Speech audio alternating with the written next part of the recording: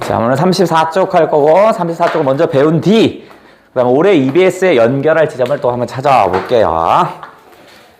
34쪽 그 다음에 우리 인서울의 마지막 보루 가천대 약식 논술은 밑에다가 1층에 말씀하시고 가야 돼. 그래야 그 책 복사 보여야 책 인쇄가 있어야 되니까.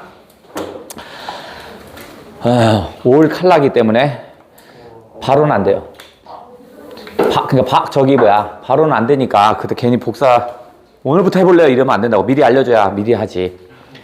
자, 34쪽을 합니다. 34쪽에 윤동주가 풀어야겠는데 9번에 잠깐 볼게요. 9번 보기 박스에서 윤동주 설명을 좀 잘 해놨어요. 그러니까 거기에서 우리가 윤동주에 대해서 배워보자. 우리가 윤동주 하면 우리가 알고 있는 건, 익히 알고 있는 건 뭐냐면 자아성찰의 시 1940년대 저항시라는 거는 이미 우리가 알고 있고요. 그 다음에 자아성찰적인 시를 쓴다고 그랬죠? 자아성찰적인 시를 쓴다는 건 우리 익히 알고 있는데 보기 박스에서 설명을 하나 더 해줬어요. 근데 자아성찰이라는 게 일종의 부끄러움을 느끼는 거잖아. 부끄러움. 즉 윤동주 시에서 이 부끄러움을 느낀다는 게 도대체 뭐냐? 그걸 보기 박스에 설명했어요. 보기 박스 밑에서 네 번째 줄 우측에 보시면 부끄러움을 드러내기도 하는데 있죠? 거기 밑줄 한번 치고요. 다시 한 줄 내려가서 그 부끄러움을 느끼는 게 뭐냐? 자신에게 주어진 근원적인 소명을 자각하는 데까지 나가는 힘. 거기까지 밑줄 쳐볼게요. 그래서 얘기에서 이 부끄러움은 자신의 소명을 자각하는 힘이래요. 자각하는 힘. 내가 이런 일을 안 하고 있었구나. 참 난 바보 같은 놈이야. 이런 부끄러움이 걔가 앞으로 40년대 어떻게 살아가야 하는지 그의 삶의 모습을 딱 정해줬대요. 그래, 어디 한번 해보자. 자, 바람이 불어부터 한번 해볼게요. 이거 무슨 시인가? 바람이 어디로부터 불어와 어디에선가부터 바람이 옵니다. 그때 내가 이제 생각한 겁니다. 이제부터 생각하는 거야. 어디로 불어가는 것일까? 지가 물었죠. 스스로 묻는 거니까 자문의 형식을 통하여 이딴 말 써도 되는 거야. 스스로 묻는 거니까 자문의 형식을 통하여 어쩌고저쩌고. 그럼 바람이 어딘가에서 불어와서 어딘가로 가는 거야. 근데 나는 몰라요. 어디서 시작했는지 어디가 끝인지 몰라요.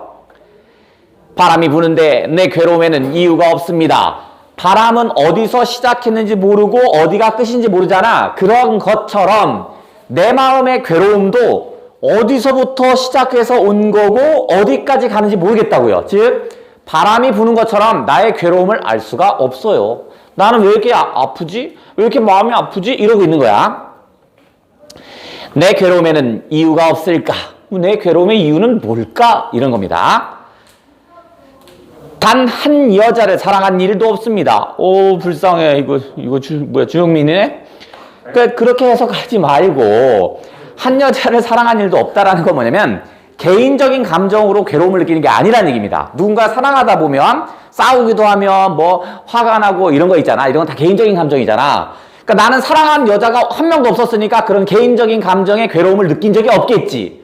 그러니까 괴로움이 개인적인 감정이 아니라고요. 그럼 뭔데? 개인적인 게 아니면 둘 중 하는 거 아니야? 개인적인 감정이 아닌 거에서 온 거겠죠. 사회적인 거겠죠. 윤동주임을 고려한다면 1940년대니까 일제시대겠죠. 일제시대라는 그 시대상 때문에 나에게 괴로움이 오는 거야. 시대를 슬퍼한 일도 없습니다. 이건 반어적인 표현이겠죠. 그죠? 왜냐면 개인적인 한 명의 여자도 사귀어본 적이 없으니까 개인적인 감정의 괴로움은 아닐 거 아니야. 그러면 남은 건 사회에서 오는 괴로움일 텐데 얘는 그게 없대요. 이건 반어적인 표현이죠. 바람이 자꾸 부는데 내 발이 반석 위에 있습니다. 반석은 평평한 바위입니다. 바람이 부니까 바람을 세모 쳐볼게요. 바람은 어딘가에서 시련이 오는 거야. 그럼 40년대를 살아가는 나의 입장에선 그 시련에 맞서는 어떤 일을 해야 되는데 나는 발이 반석 위에 있대요. 돌멩이 위에 편안하게 있는 겁니다. 자신의 어떤 부끄러움이겠죠? 이런 부끄러움이 윤동주에게는 어떻게 했어요? 움직이는 힘이 된다고 그랬죠? 강물은 자꾸 흐르는데 내 발은 언덕 위에 있습니다. 강물은 뭐 역사의 흐름 정도 보시면 역사는 흘러가는데 나는 아무것도 하는 게 없소. 이런 말이라고요. 그럼 위에 있는 바람과 강물은 움직이는 건데 나는 반석 위, 언덕 위 움직임이 없다고요. 그러니까 소극적인 자신, 현실에 대해서 소극적으로 대처하는 자신을 반성하는 거죠. 이렇게 부끄러움을 느낀다라는 건 그러니까 소극적으로 살면 안 돼요. 이걸 느꼈다고요. 그러면 1년, 2년, 3년, 4년, 5년, 6년. 5년, 6년이 통사구조의 반복이죠. 비슷한 문장 구조가 반복되니까 맨 밑에 있는 5년과 6년은 통사구조의 반복 이러면 되겠지? 자, 우리 상황을 한번 해보자. 자, 화자가 있어. 근데 어딘가에서부터 바람이 옵니다. 근데 이 바람은 어디에서 시작한지 모릅니다. 그 다음에 나를 거쳐서 이 바람은 흘러갈 거야. 그죠? 그런데 이 바람은 어디까지 가는지 모른다고요. 그렇듯이 나도 뭘 느꼈어요. 그렇듯이 나도 괴로움의 이유가 이거를 몰라요. 도대체 나는 괴로움이 어디서 오는 건가? 그냥 쇽. 자, 그리고 나서 나는 세상은 온통 바람이 불고 있습니다. 세상은 역사가 계속 흘러가고 있습니다. 근데 그 역사 세상은요, 그렇게 순탄치 않거든요. 부정적입니다. 그러면 어떻게 해야 돼요? 그거를 맞서서 이겨내려고 어떤 행동들을 취해야 되는데 나는 뭐 하고 있냐면 내 안은 반석 위에 발이 있습니다. 꼼짝도 하지 않아요. 나의 발은 어디 있어? 언덕 위에 있답니다. 꼼짝도 안 해요. 그러니까 이거는 뭐야? 현실에 적극적으로 대처하지 않는 모습이죠. 현실에 소극적으로 대처하고 있는 거죠. 그래서 뭐야? 이것 때문에 나는 뭘 느껴? 부끄러움을 느껴요, 이거야. 부끄러움을 느끼니까 어떻게 하겠다는 거야? 바람 불 때 반석 위에 있지 않고 맞서 싸워야지. 이런 말이라고요. 그래.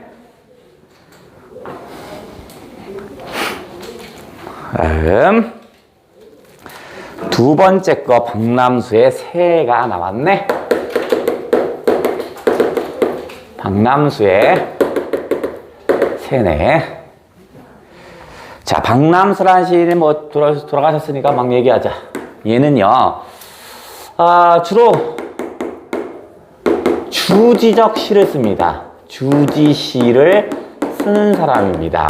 그러면 주지시는 스님이냐? 그거 아니고요.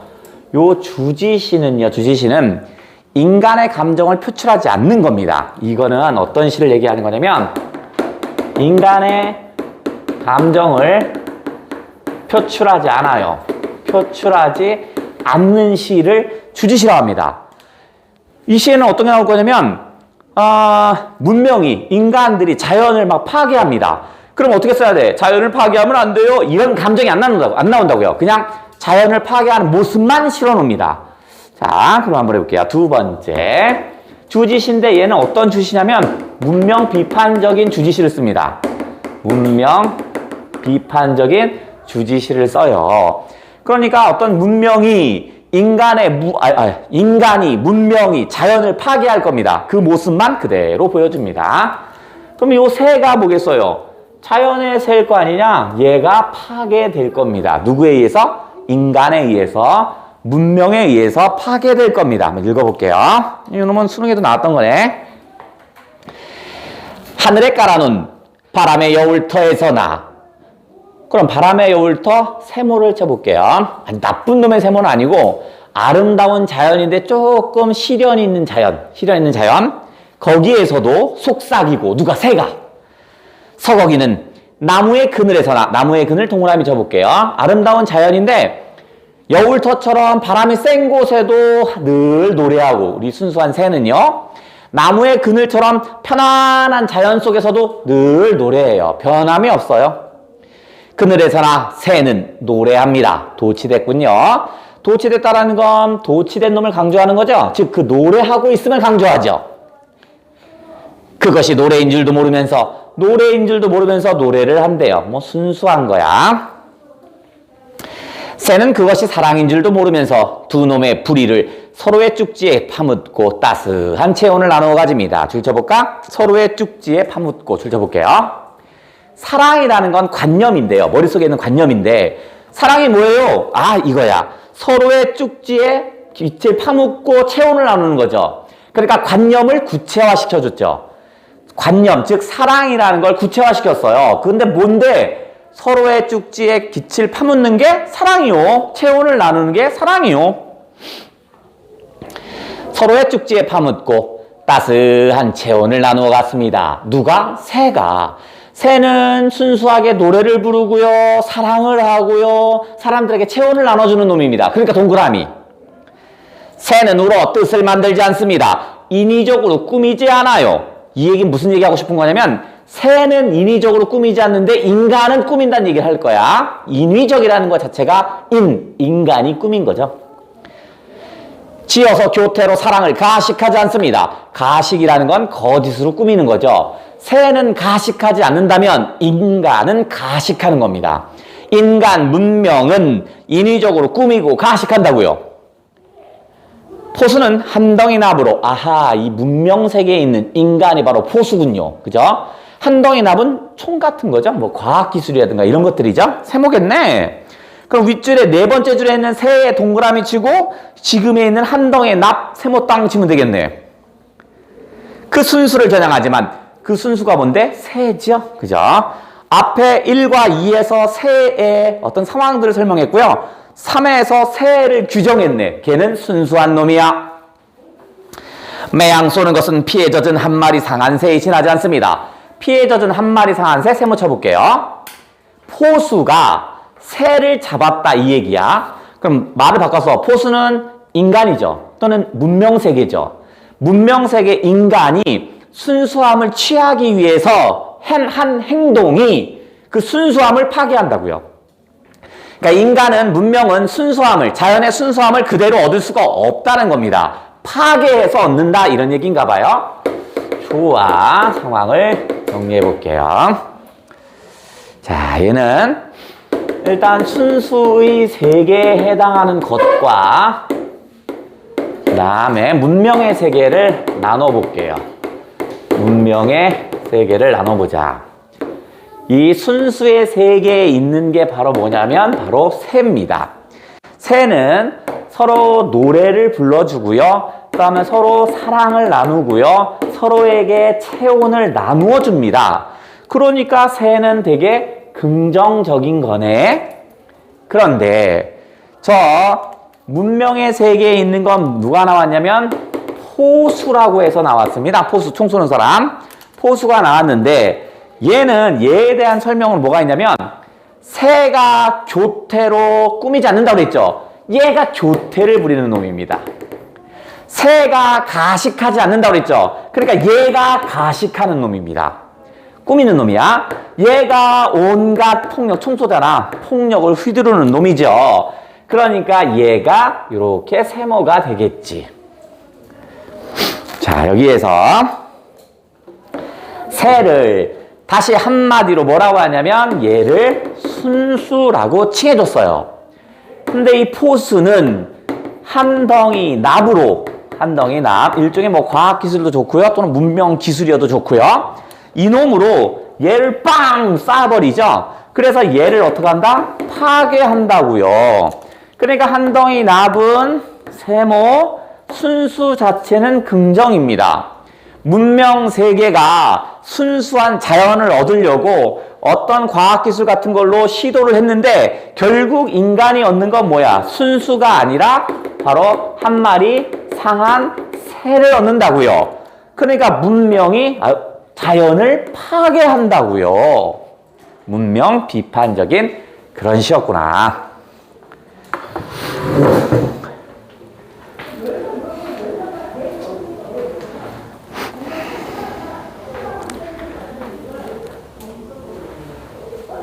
자, 그러면 우리 EBS를 한번 연결시켜 볼게요. 다 썼지? 자, 지고 여기 윤동주가 나왔으니까 요 윤동주가 나온 지점을 한번 EBS랑 연결을 한번 시켜볼게요. 자, EBS는 몇 쪽이더라? 82쪽에 나왔군요. 82쪽이야. 페이지를 알려지는 이유는 오늘 배우면서 필기들 뭐 다 했겠죠? 그리고 나서 반드시 수업이 끝나면 82쪽으로 가서서 저걸 푸셔야 합니다. 반드시. 왜냐면 내가 전문을 다 읽어줄 게 아니잖아. 그러니까 전문을 읽어주지 않으니까 배운 내용을 가지고 전문을 읽으면서 여러분의 머릿속에 집어넣는 거야. 자, 82쪽에선 뭐가 나오냐면 이육사와 윤동주를 같이 묶었더라고요. 두 개를. 근데 얘 두 개를 묶었는데 우린 이미 알고 있는 거 뭐냐면 요거 1940년대의 저항시인이라는 거. 그 다음 쓸까? 40년대 저항시인이죠. 그러니까 이육사도 저항시인, 윤동주도 저항시인이야. 그러다 보니까 시가 되게 저항적입니다. 그 얘기 무슨 말이냐면 일제시대에 저항하는 이런 모습이 나타난다고요? 이건 우리가 이제 일반적으로 알고 있는 거. 82쪽에선 묶은 이유는 얘네 둘의 시가 여러 개가 있겠지만 그 중에서 방의 이미지, 안방, 건너방 할 때 그 방의 이미지가 나온 시들을 묶었더라고요. 얘들은 이 방을 통해서 처한 현실이나 내면 의식을 표출합니다. 내면 의식을 표출하고 있다라는 이런 것으로 묶었어요. 두 작품을. 그러면 두 작품을 이제 한번 해보자고. 이육사 거부터 해볼게요. 이육사의 황혼이라는 작품부터 한번 해볼게요. 황혼. 이육사의 황혼. 자, 해볼게. 자, 황혼이라는 것은요, 뭐냐면, 황혼이, 해질녘이 나에게만, 내 머리 위만 이렇게 해질녘이 있는 게 아니라 전체를 다 감싸죠? 일종의 어떤 포용하고 있는 이런 모습입니다. 그래서 이 황혼은 결론부터 얘기하면 긍정적인 속성을 지닌 겁니다. 여기서는 해질녘이라 해서 곧 죽을 때가 됐어요. 이런 개념이 아니라 전체를 다 포괄하고 안아줄 수 있는 그런 놈입니다. 방으로부터 출발한다고 그랬는데 이육사는 나의 골방에 갇혀 삽니다. 나의 골방. 여기에서의 골방은 세모입니다. 외로움입니다. 다른 곳과 차단되어 있고 외로움과 고독의 공간이었어요. 처음에는요. 그런데 내가 이렇게 외롭고 고독의 상태로 멈출 수가 없어요. 그러면 얘는 저항시인이 아니지. 그래서 얘가 어떻게 하냐면 커튼을 걷어요. 커튼을 걷고라고 합니다. 그러면 내 골방에 있는 커튼을 확 걷었더니 뭐가 확 들어와요? 황혼이 들어오는 겁니다. 와, 엄청 아름다운 황혼이 들어오는 거야. 그래서 내가 저 황혼과 소통을 합니다. 그래서 뭐 할 거냐면 입맞춤을 해줄 겁니다. 입맞춤을 할 겁니다. 어디에다 할 거냐면 황혼아, 나에게 너의 손을 닿오. 나의 따뜻한 입술로 너를 입맞춤하겠다 합니다. 그래서 어디? 황혼의 손에 입맞춤을 할 거야. 그런데 황혼의 손에 입맞춤을 했더니 그죠? 저 황혼이 행복해 하더라. 그래서 나는 어떻게 할 거냐면 이렇게 살면 되는 거구나. 다른 모든 것에도 이렇게 행복하게 해줘야지 합니다. 그러면 이런 모든 것은 뭐냐면 다른 모든 것은 다 소외된 존재들입니다.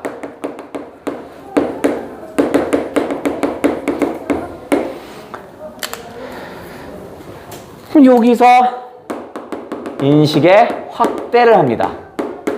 내가 저 황혼에게 뭐 아름다움을 줬듯이 이제는 뭐겠어? 저 모든 소외된 것에게 사랑을 줘야겠다라고 생각합니다.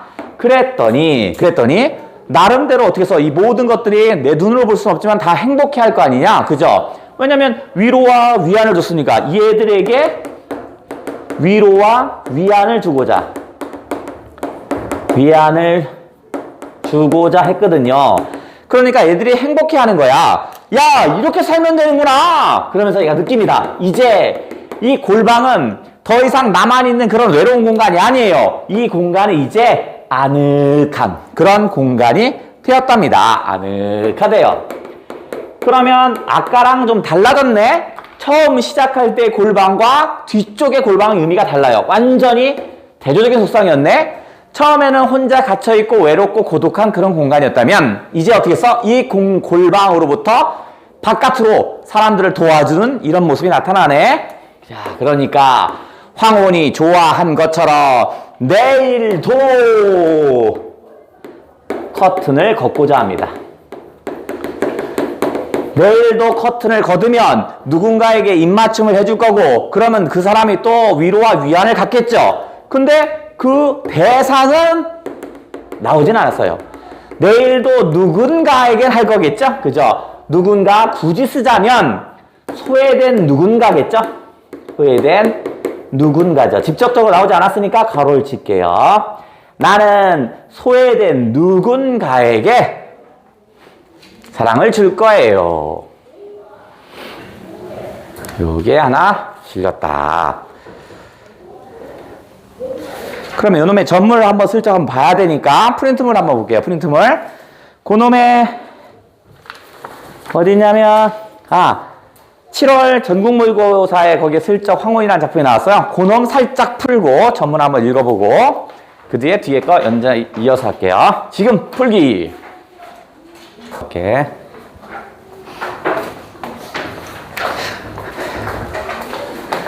자, 좀 끊고 할게. 끊고 시간이 없으니까 뭐 설명을 먼저 다 끝내야 되니까. 자, 두 번째 작품에는 역시 마찬가지로 EBS 82쪽에 한 작품이 더 실렸어요. 누구께 실렸냐면 윤동주 것이 실렸는데 쉽게 쓰여진 시 얘가 쓰여졌어요. 그러니까 쉽게 쓰여진 시는 없지. 그러니까 이건 뭐야? 반어적인 제목이네. 반어적인 제목으로 쓰였다. 자, 이놈의 상황은 이건 어떻게 될 거냐? 현상적 자아, 내가 좀 살아가는 현상적 자아의 모습과 그 다음에 내가 찾아야 할 내면적 자아 또는 이상적 자아가 있어요. 현상적 자아는 지금 살아가는 바보 같은 내 모습입니다. 그러니까 부끄러움을 느끼겠죠. 윤동주 씨라니까 부끄러움이잖아. 그러니까 부끄러움을 느끼는 자아가 현상적인 자아, 지금 현재. 하지만 나의 본 모습이 있어요. 내면적 자아 또는 본질적 자아. 그죠? 요게 있다. 그럼 현상적 자아, 바보 같은 이런 현상적 자아는 지금 현재 뭐 하고 계시냐면요. 일본에 가서 유학 중입니다. 그래서 육첩방에 살아요. 육첩방은 일본식 다다미 방이야. 그죠? 그러면서 바람이 나서 야, 육첩방은 남의 나라, 너 남의 나라에서 있어. 이럽니다. 그러면서 뭐 하냐면 어둠이 있는 그런 육첩방에 삽니다. 그러면서 뭐 하냐면 늙은 교수의 강의를 들어요. 늙은 교수의 강의를 들어. 그럼 교수의 강의를 듣는 건 좋은데 왜 하필이면 늙은 교수냐? 현실과 동떨어진 것을 배우고 있다는 얘기입니다. 1940년대 우리가 헤쳐나갈 어떤 현실적인 배울 걸 한 게 아니라 전혀 관련 없는 것을 배운대요. 그러니 나라는 인간은 이런 걸 보면서 어떻게 해서 점점 작아집니다. 즉 침전합니다. 가라앉아요. 이걸 통해서 나는 부끄러움을 느낍니다. 지 딴에는 뭔가 배운답시고 일본에 유학 갔는데 한다는 게 늙은 교수의 강의나 듣고 이런 바보 새끼 이러고 있는 거야. 그럼 내가 가져야 할 내면적 자아, 본질적 자아, 이상적 자아는 뭘 하고 계시냐? 세상이 온통 어둠 속에 빠져 있어요. 부정적이네요. 그러면 이 내면적 자아는, 본질적 자아는요, 얘를 어떻게 해버리냐면 얘를 등불을 막 밝혀요. 그래서 그 어둠을 부셔버립니다. 그리고 나서 어때서 결국에는 아침을 맞이하고 있어요. 그러면 이 내면적 자아가 정상적으로 잘 사는 겁니다.